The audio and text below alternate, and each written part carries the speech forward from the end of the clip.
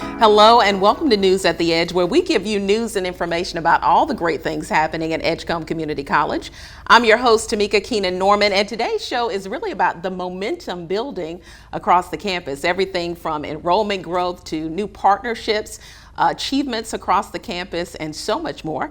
And here to speak with us about all of that is the president of Edgecombe Community College. Very special guest today, Dr. Greg McLeod. So hello and welcome to News at the Edge. Thank you. I appreciate it. Yeah, happy that you're on the show. And I want to jump right in because we have a lot to celebrate. Absolutely. And really, I'll say the celebrations really started last year, the beginning of the fall semester, because we received some really high rankings. We did. Yes, we did. And let me go down the list. There were 3. Smart Asset ranked us number 3, best community colleges nationwide. Also, we were ranked by US Today and Statista, one of the best vocational schools in the U.S., number 7 statewide by Wallet Hub. How does that feel as president to see your college recognized at that level? Yeah, so I think it's awesome, but at the same time, we don't chase recognitions. We're certainly honored that these organizations did their research, independent of us, by the way, and recognize us for the great work that we're doing. So I think honestly it's a reflection of the hard work of our employees, our faculty, staff, administrators, the support that we get from our trustees, our foundation board members, our advisory committee members, as well as our donors, our business partners, but then of course the work that the students put in. So those students are really out there, they're after it. They're getting their education, and so the recognition is there for them. So we're pleased to have that. So how are those rankings determined? Yeah, so primarily they're similar to a large extent. Primarily they're looking at affordability, and a lot of people know across the state of North Carolina, community colleges in particular have one of the lowest tuition rates in the country. And that is certainly true at Edgecombe. So for 1 credit hour, our tuition rate is $76 for that 1 credit hour. And when you combine the fees with that, it's only $90 total for 1 credit hour. So you do the math, you're looking at just over $1,000 for a full-time student to be enrolled at ECC. But they also look at our retention rates and our completion rates. So even though it is certainly nice to be affordable, we certainly want our students to be able to complete what they start. And so they're doing it. So over the last several years, our retention rates have skyrocketed. Our students recognize the value that they're getting from us, and they're taking advantage of it. And now we're seeing them out in the workplace. They're alums who are doing well. So we're very pleased with that. That's good. Something else I know we're pleased with is at the start of the fall semester, we had a little over 1,600 curriculum enrollments. And what that means is just those who are in college credit earning courses. So that was a growth for us, right? How was that compared to the previous year? Yeah, so we saw an increase of 9% of our headcount in our college credit earning area. And so compared to the previous year, that just means more students for us that are taking advantage of what we have to offer, which is great. Like you said, that's over 1,600 students, but annually we serve over 2,000 students who come to us over the course of the fall, spring, and maybe summer semesters, taking advantage of what we have to offer. And we see that there are certain programs that are in high demand as well. All right. Any particular programs that are in high demand? Yeah, absolutely. Yeah. So, pretty much everywhere you'll see some of your usual suspects when it comes to high demand programs like business administration, your AA degree offerings as well for students who want to transfer.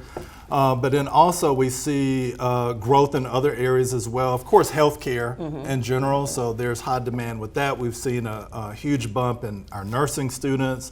We also see radiography, respiratory as well, medical assisting technology.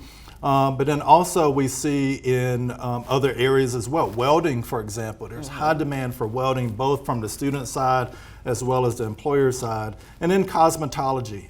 Cosmetology includes cosmetology, but also aesthetics, natural hair, nail technology, and barbering. And so we've seen an explosion of interest in that area. All right. And I want to talk a little bit about, too, continuing education, because if we talk about curriculum, we got to talk about Con Ed, which is really those classes you don't earn those college credits, but it's valuable for workforce skills, right, and development. How have you seen growth in continuing education? Oh, yes. So like we were just talking about with curriculum classes, our college credit classes, we've seen an even larger increase in demand for our Con Ed program. So some of those I already mentioned because they're kind of mixed into our curriculum programs, like in the cosmetology world. You have some of those programs that are on the curriculum side, but some that are on the Con Ed side. But we've seen a 21% increase in those enrollments over the past year compared to the year before. So our programs are really bursting at the seams, and so we're pleased with that, but of course we're trying to meet that demand as well. Absolutely. And we can't really talk about curriculum, Con Ed, and the success of the college without mentioning dual enrollment. And those are high school students who are dually enrolled in college, high school classes as well. They're getting those credits. But how has that grown, and how is dual enrollment so important for not only students, but I think families? Oh, absolutely. Yeah. So I think the families and the students in general are really recognizing the opportunity that is there before them. I wish it was around when I was in school, but it wasn't. And so for these young people now, even if they're not thinking about a particular degree down the road, I think for them to be able to take advantage of college credits now while they're still in high school is a tremendous opportunity. We know in the workforce that most jobs today, as highly technical as they are, as global as they are, they require something more than just a high school diploma. High school diploma is certainly helpful, but they need something beyond that. And so it may not need to be an associate's degree, it might need to be a diploma or a certificate or something in between. And so we offer all of that to our students. And on the other side, some of those college credits that they earn while they're dual enrolled might help fulfill some of their high school requirements as well. It just depends on what they're taking. So it's a win-win opportunity for those students. They don't have to pay, it's at no cost to them, and it's just a great partnership that we have with the K-12 system to provide it. Yeah, it's smart. It's a smart opportunity, Absolutely. Like you were saying. And I want to mention also another opportunity, transfer opportunity that we recently did with NC State, Wolfpack Connect. Yeah. So folks can go to ECC, have the opportunity to transfer to North Carolina State, which is big. But how can students take advantage of that? What's the criteria? Yeah, so NC State just announced it this past year. It goes into effect starting this fall, and they opened it up to all of the North Carolina community colleges, of which we're a part of. And so it was an easy transition for us to partner with them with that. We also have other opportunities with them. But this Wolfpack Connect program in particular is actually very easy for our students. So students must declare their interest in participating in Wolfpack Connect before they've earned 30 credit hours with us. Because NC State, they want to be mixed in with us in advising and supporting that student while they finish their time with us before they go on to NC State. So that gives NC State an opportunity where they can actually engage with the student as well and provide opportunities for them to prepare for that transition. Beyond that, really all the student has to do is maintain a 3.0 GPA. That might have been a little bit difficult for me when I was their age, but we see a lot of students doing very well in their classes, and so I think for most of our students, they're going to sail through and be able to participate in that. Okay, that's a great, you had like a 4.5, okay. But I want to talk about another opportunity, another agreement that's more recent than Wolfpack Connect is with Martin Community College, and that's for students who want to be physical therapists, get into that career field. Tell me a little bit about that, what that entails. Yeah, so Martin Community College just down the street in Williamston, they have a wonderful physical therapy assistant program, and so why reinvent the wheel? They have a wonderful program. We reached out to them. We said, we know there's a need in our community. We know our students want something like that, but you already offer it. Can you provide space for our students? And so they willingly did. And so they're offering up to 2 seats per year for ECC students to go into that program. All of our students have to do is express their interest. There's information on our website for them to reach out to the appropriate people, both here at ECC, but also at Martin to get on the list. And then they have to complete their general ed requirements, their prerequisites for PTA school, and then wait until they enter into the program. So it's pretty much straightforward like that. So essentially the way I look at it is it's a 1+2 agreement for the students. So they finish their gen eds or their prerequisites with us within their first year or however long it takes them, and then the PTA program is a 2-year program at Martin. Okay, so explain general education prerequisites just a little bit. Yeah, those who may not know. Right, and so general education would be your classes like your maths, your English, your sociology, your human sciences and things like that, your science classes. And once you knock those out, then you qualify and you're able to then transfer in and then complete the PTA program in full. Because once you get there, you need to have that foundation already set. You need to be well versed in your science classes because obviously that's a healthcare program. It relies on that. You need your English as your math so that you can be proficient and able to successfully complete the curriculum that they have for you. Okay. And, you know, I mentioned those two, Wolfpack Connect and the agreement with Martin Community College, because those are most recent, but those aren't the only agreements that we have, right? We have other transfer opportunities. Right, absolutely. So we've had for some time a partnership with East Carolina University. So they have the Pirate Promise program. So that is a wonderful program that many of our students actually take advantage of. It allows that student to actually kind of get their feet wet as an ECU student while they're still an ECC student with us. So they can actually get their ID, their student ID at ECU. They can attend certain sporting events. They have access to the library there. They can access other resources. They get advised while they're still an ECC student. But they're able to finish their associate's degree with us, save all of that money, and then transfer in full with all of those credits to ECU and finish out there. So it's a wonderful thing. Absolutely. Yeah. In addition to that, we have other partnerships as well. So North Carolina Wesleyan University, we have the Wesleyan Works program as well, very similar to what I just mentioned with the Pirate Promise program. But then we have full articulation agreements with Barton College, Mount Olive University, UNC Wilmington, UNC Greensboro, North Carolina A&T State University.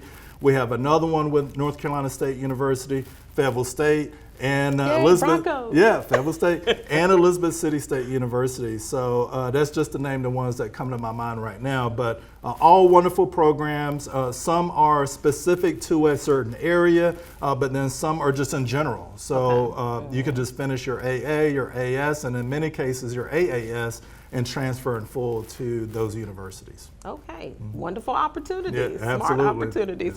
Yeah. And we talked about academics. I want to go to the full student experience. And when we had Vice President Samantha Phillips on, she talked about clubs and organizations students can get involved in.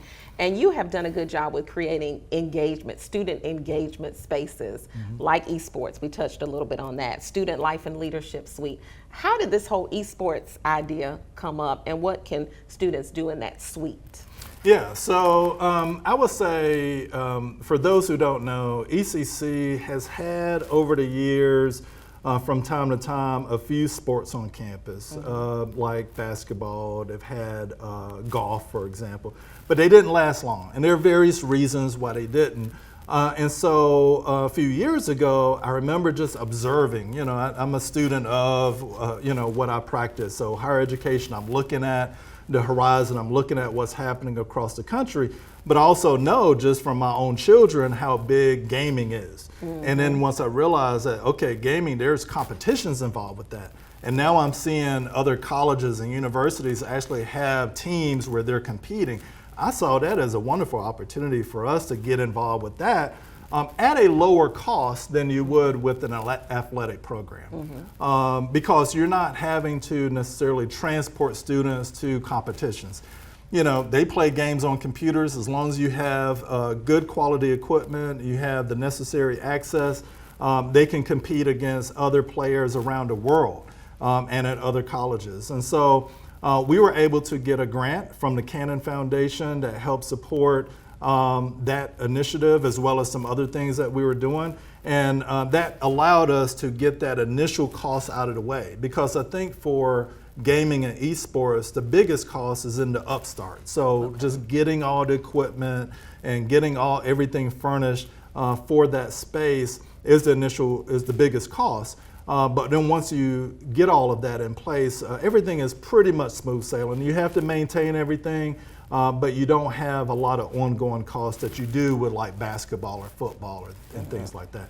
Not that we've closed the door on athletics. We're certainly, examining what we can do going on in the future. But that was something that was a low-hanging fruit for us to be able to take advantage of. Okay. And my son was excited about it too. Oh, when good. I told him esports, he was like, "Oh, what kind?" He was really excited. Right. Well, speaking of what kind, so we have just about everything there in that space. So we have your high-end gaming computers, which I realized quickly, like, okay, my little laptop that I have is not going to cut it when it comes to gaming. You have to have a machine that can really handle the processing and graphics that are needed for high-end gaming. But then also with that, we have your PlayStations, your Xboxes, and your Nintendo Switch gaming platforms. And so our students can compete on any number of those platforms against other students around the country. Okay. And the Student Life and Leadership Suite, I want to go back to that. Tell me a little bit about what students can expect there. Yeah, so our Student Life and Leadership Suite is kind of akin to what you'll find at a university when it comes to their student union.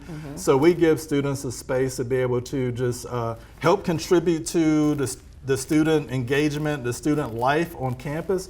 Because we are co-producers of what they experience. So we don't want to just tell them what we're going to offer. We're asking our students to step up, and they're doing that. And so that space allows them to be the leaders that they are. So our Student Government Association, our Phi Theta Kappa Honor Society students, and other clubs and organizations are able to use that space to collaborate, to engage, to develop programming, and to offer it for our campus community. So we're very pleased to have that. And along with that, we have other spaces in that same area to really support our students. I want to go to the Rocky Mount campus for a minute because the student lounge is beautiful. That's a renovated space. What kind of renovations were done there, and what do students get in that student lounge? Yeah, so we're very proud of that. So for those who haven't been there to visit it, we have done a tremendous job to really enhance that space for our students. So we expanded the footprint of that lounge by at least 40% or more. And so that's given us more space to be able to provide supports for our students, to be able to provide food for our students, provide activities for our students. But in that space, we were able to install a commercial kitchen. We never had a commercial kitchen on the Rocky Mount campus, so to be able to provide that, and in partnership with Cam's Cafe, which also offers hot food on our Tarboro campus, they provide breakfast and lunch offerings for students and for our employees and for the public on that campus as well. So we're pleased to have that and be in partnership with them as well. But I just challenge people to come out and see the space. You'll be amazed by the transformation. And the food is good. The food is excellent, absolutely. They do a great job. And, after you eat all that food, the chicken and the omelets, you can go to the Wellness Center on the Tarboro campus. Why was the Wellness Center such a priority for you?